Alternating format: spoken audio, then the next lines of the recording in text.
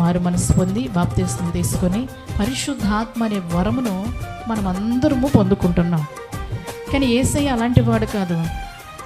ఆయన అభిషిక్తుడిగా పుట్టాడు. హల్లెలూయా. అభిషిక్తుడిగా ఈ లోకానికి వచ్చాడు. అభిషిక్తుడిగానే ఉన్నాడు.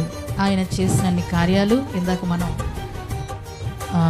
వాక్య భాగాల్లో 1, 2, 3 వాక్య భాగాలు మనం చదువుకున్నాం కదా. సహోదరులు చదివి వినిపించారు. అందులో ఒక వాక్య భాగంలో రాయబడి ఉంటుంది, ఆయన గురించి రాయాలి అంటే ఈ గ్రంథములు చాలవంట. Praise the lord.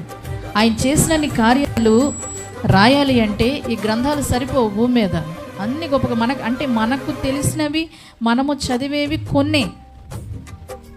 ఇంకా అనేకమైన గొప్ప కార్యాలు ఆయన చేశాడు. హల్లెలూయా, హల్లెలూయా. మనుషులందరూ చనిపోతారు. దేవుళ్ళు అనబడేవారు కూడా చనిపోయారు.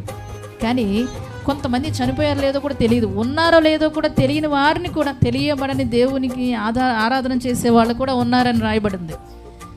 దేవుడు ఎవరో తెలియకుండా కూడా ఎవరినో ఒకరిని ఆరాధిద్దాంలే అనుకునే వాళ్ళు కూడా ఉన్నారంట. అసలు దేవుడే లేడు అనేవాళ్ళు కూడా ఉన్నారు.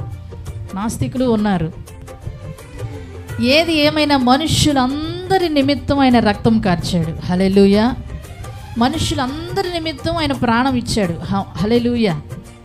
అంతేకాదు మనుష్యులందరి కొరకు ఆయన తిరిగి లేచాడు. Praise the Lord. హల్లెలూయా.